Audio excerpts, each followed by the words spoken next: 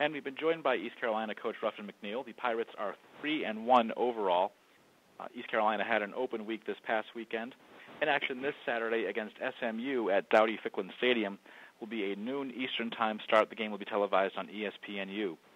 Coach, thanks for joining us on the call. If you would take a minute to tell us how your open week went as you get ready for your conference opener against SMU, please. Yes, thanks. I'm glad to be here.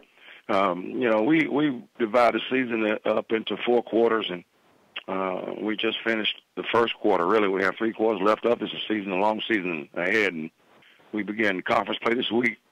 But during the bye week, we had a lot of things we knew that we had to become better, and some things that we did well that we have to continue to improve and strengthen. But we used it to get some guys with some nicks and bruises, get those guys back a little bit healthier. We used it to get our young guys who are playing that have not gotten many reps, got those guys some repetitions during practice. Some things offensively we knew we had to, and both defensively and special teams, we knew we wanted to become better as far as execution of our offense, fundamentally becoming better. Also working on having great ball security, defensively.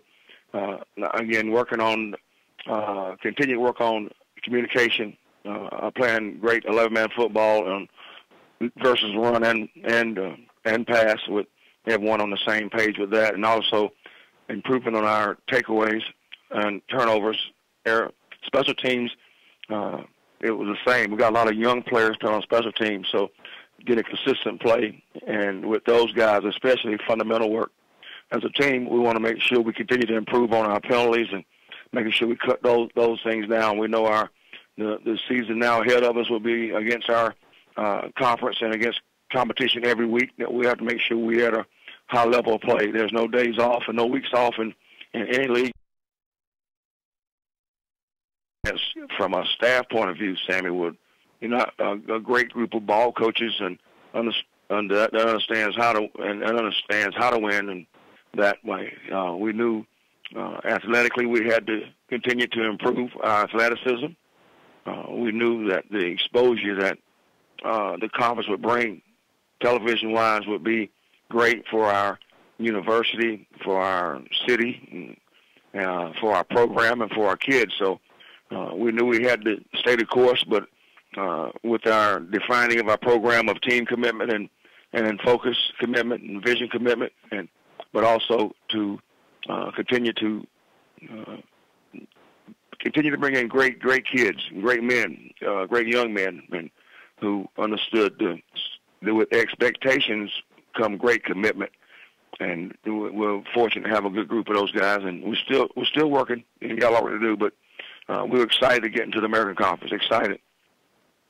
Yeah, I mean, has there been a sense of excitement now that you've got the non-conference over about the new league, and maybe even a little bit of curiosity about how you guys might do in this league? Well, there's we're familiar with a lot of the programs that we're facing, in the league, but it's also new because overall it's new because some teams have been in the league a year ahead of us.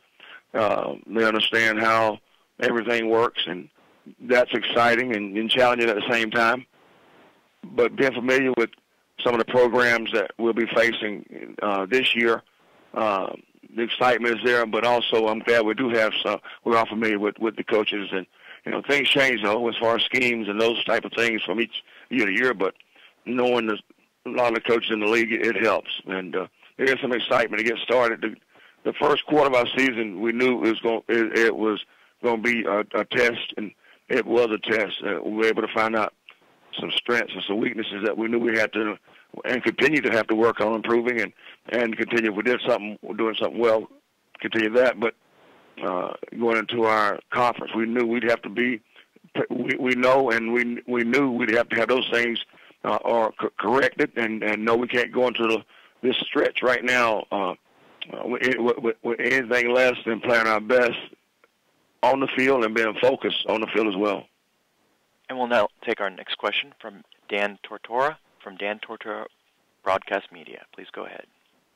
How you doing today, Coach? Hi, Dan, how you doing? Doing well. Just kind of wanted to go off of, I know you've talked about what you've done in the bye week and to get better and to improve.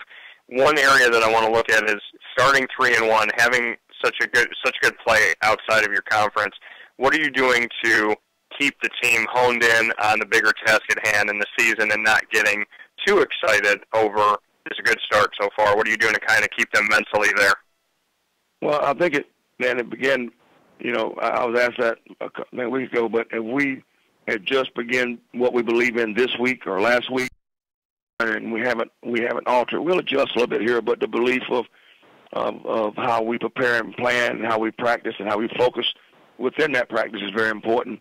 Not the game so far right now, but making sure we do what we do and we can control, and the kids understand that's the way we operate best here. And then as far as something that's a little bit bigger than football, everything that's been going on with, the NFL, with, abuse cases and a lot of different things, I know that you have a very strong faith. I know you and I have talked about a lot of those things in the past before. What are you doing to build not only good players but good people, knowing that how a coach treats them and what you can do in a leadership standpoint right now may affect some actions they take in their future? So what are you doing to try and establish good young men as they move forward?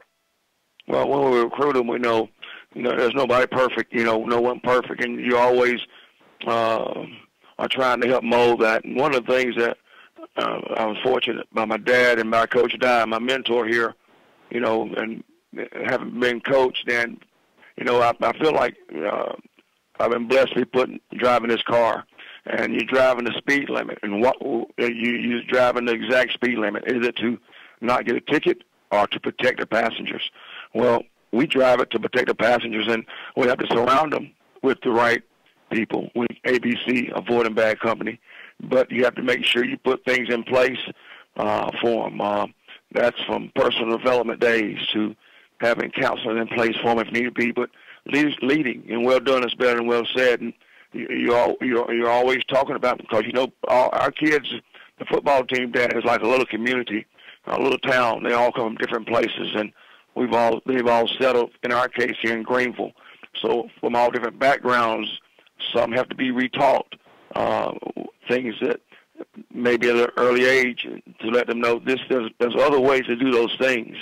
And, it's not 100% proof, and you still have to harness them. And but, the more you surround your team with that and you talk to them just as a coach, but also someone other than myself or our coaches, talk about the importance of conducting yourself in the right way. One of my things, and kids know it's not a game or a scam for me, is I have no ulterior motive for them but to be successful in life. I was blessed to have, I mentioned my dad, my mom, but also Coach Dye, who had no motive but me to be successful in life. That's getting my degree, leave it here a good man, so I would be a good husband, and I would be a good dad. And my girls call me daddy, so that's how I've learned. So I'll take that approach with the entire team from the environment. I think the environment is the most important thing in shaping everything. If the environment is right, everything has to fall into place. So, Dan, we focus on the environment first, ahead of academics or anything else. Academics is second, but getting the environment is right. If the environment is correct, then academics will fall in place. Also, we hold, and everything else around that will fall in place. So it's always work in progress, and I don't think there's any right way to do it, but that's the way we've tried to do it here. And I just wanted to go off of something that you said, ABC. What was that? What was that an acronym for again? I missed it. Avoid bad company. We tell our guys, like if you surround yourself with good company, you'll be able to that company, not people who agree with you but they're a good company who all are high achievers, all trying to do the very best they can, all trying to find ways to become extraordinary, extra ways to become extraordinary. If you surround yourself with good people, there's a pretty good chance that you will transform to that. So we when they leave us, we hope we brought in the right type of kid and young man to put around them. But if they leave that team, then make sure those people you hang with or socialize with or gather with are the right people. They have your best interest at hand. And so to do that, ABC, avoid bad company. Also, we bring it up a lot, and our kids can tell you what they say, but we do a lot of acronyms here. No, and I appreciate that, Coach. It's an honor. Thank you. And my honor's mine. Thank you. And we'll now take our next question from Sammy Batten from the Fayetteville Observer. Please go ahead. In addition to your great skills as a football coach, I understand now you are also an author too.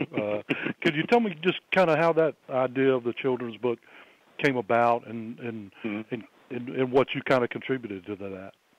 Well, I was walking one day and Diane Taylor Publishing, and her husband G. Todd, they're great community, great people in the community here, Sammy, and they do a lot of work. I was asked earlier about surrounding herself.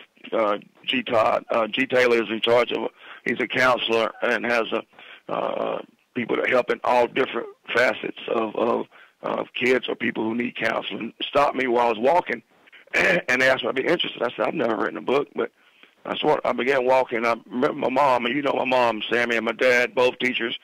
They never hesitated to buy Reginald and I books, no matter how hard times were. I think teachers are the most underpaid profession in the country, and that's not the right way. But they never hesitated to buy us a book.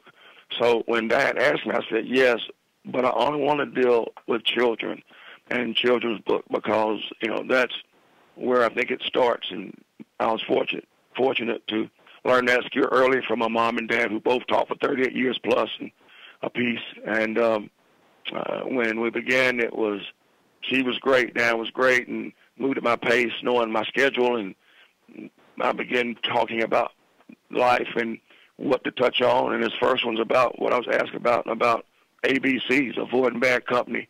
But I attribute the reading and love to read from my mom and dad's influence, and my uncles and aunts, everyone in our family are educators. And then get an opportunity presented by Taylor. The Taylor publications just made it easier for me. So we got one coming up, I think, in not too few. This is first one's coming up here pretty soon. So it's going to be a series or just the one? Yeah. The one book. No, I think I'm gonna do some series on different avenues to try to help, like we did, Sammy. As far as from recreational play to it'll be from bullying to whatever topics that need to be handled. I'm not going to be afraid to approach the young people with that. And it'll be deal strictly with the young kids. I'm not teenager age, but younger kids that maybe we can help catch at early age and maybe teach them something that can help guide them in the right way.